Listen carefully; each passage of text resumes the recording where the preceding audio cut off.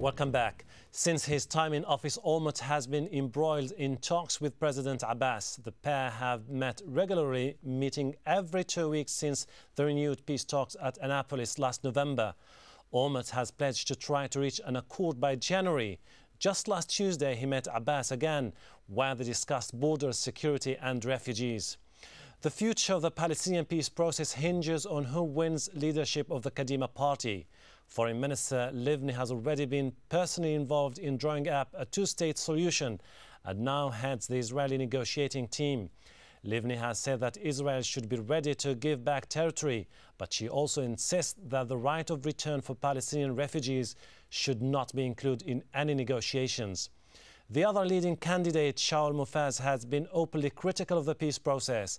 Just last month, he said that he would halt the current negotiations if he takes office. Instead, the former army chief of staff said he would work toward an interim agreement.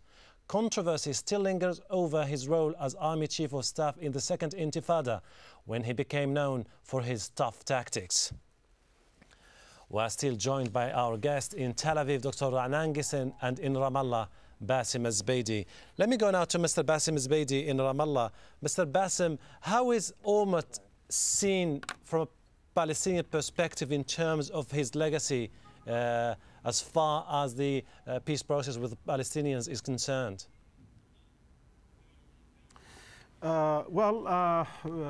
Olmert has been viewed by the Palestinians as I said earlier, as a continuation of Mr. Sharon's approach.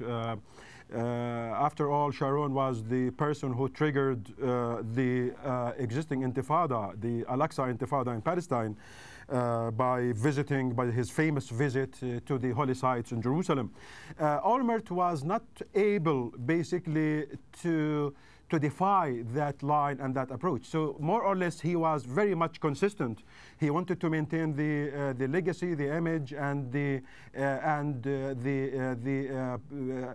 political approach of the founder of Kadima. Now, in real sense, Olmert was more brave, more courageous in expressing his willingness to make peace with the Palestinians. But that did not exceed the verbal intentions. It did not really exceed the thoughts and the good intentions to do that. But when it came to real deeds and concrete things, Olmert was not able to stop the separation wall, and he continued it. He was not able to stop the settlement that have been basically expanding in a very cancerous way all over the place. Olmert also maintained an iron fist policy towards Gaza by all kinds of measures: siege, attackments, bombardments, assassination, this and that. So this legacy, in our mind, is basically a bloody one, a legacy that really perpetuates hatred, antagonism, and remoteness towards reaching actual peace with the Israelis. So let's see. Now the man is leaving. We have a modest legacy of negotiation between Olmert and our President Abbas. But these talks, these negotiations, have not really been concluded with any tangible facts on the ground for us as Palestinians. Mr. Ra'nan Ghisen, is he, as Mr. Zbeidi has just said, a man who talks the talk but doesn't walk the walk? Well, it's funny. Someone said in Israel that it took Olmert, almost the full term of his candidacy to reach the insight which he should have implemented at the beginning. But that's the nature of politics. You can't make critical moves one way or the other. You can't make peace. You can't make war in Israel, in a democracy, unless you have full public support. And Olmert, unfortunately, regrettably, because of the conduct of the war and because of other reasons, the investigation has lost public support. And therefore, it's not just a question of what you're offering the Palestinian. The question is whether you can back it. It's not just a question of what concessions you make to the Palestinian, but whether you can stand up and say, okay, these are things that have to do with our birthright, with our national rights, on which we cannot compromise, and here are the things on which we can compromise.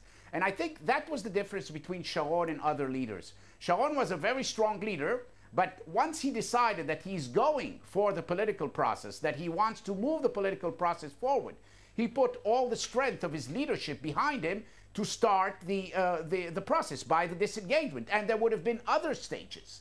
Right. But when Olmert came into office, you know, he lost much of the credit because of certain events that took place and because of the fact that, you know, he wasn't in the same caliber as Sharon. So you can say whatever you want about Sharon, but no doubt that he moved the political process forward. Okay. A little bit, of course, by standing on the rights, I would say the undeniable rights of the Jewish people to have a homeland of their own. That's why he reached the two-state solution and decided to implement it. On the other hand, Mr. Zubeidi, we have the mandate of President Abbas, which comes to an end in January. Failure to form a national unity government, situation, as we know, very dire in Gaza. Isn't this something that might provide the Palestinians with more impetus to think more about unity and think as one voice with the new coming government in Israel? Or do you just expect a deepening situation there? Absolutely. I'm expecting a deepening situation, a deepening of the same situation. Simply, well, I mean, we have two sets of reasons. The first set concerns us as Palestinians, the rift, the gap, the differences that exist between both Hamas and Fatah are still very, very serious ones. But in my view, the most important factor is really the Israeli factor. Listen to this. Hamas has been governing Gaza during the last year and a half, or year plus. The Israelis are labeling that entity as a terrorist entity and has to be fought by everybody. So it is a terrorist entity. Let's go for that. What they are basically telling Abbas, we can get serious with you, we can take you seriously only if you get Gaza back. At the same time, they are telling Abbas, and they have articulated that several times, and I think last week it was articulated by Mr. Barak, saying, well, in case if Abbas decides to talk to Hamas, then we will shun him. We will basically exclude him and declare him irrelevant. So it is a very, very confusing thing for Abbas, for Abbas as to what to do. If he is to go to talk to Hamas, then he will be boycotted by the Israelis. Now, if he fails to do that, then he will be labeled by the Israelis as irrelevant and weak. It is so confusing, but the real intention on the part of the Israelis is basically to maintain and to perpetuate this disastrous and tragic division that we have in Palestine. And I think the happiest moment for the Israelis is when they really see the Palestinians getting engaged in a full-scale war, and that thing that we will never do. Mr. Gissin, what kind of leadership are the Israelis looking for? A tough leader or someone with a diplomatic stance?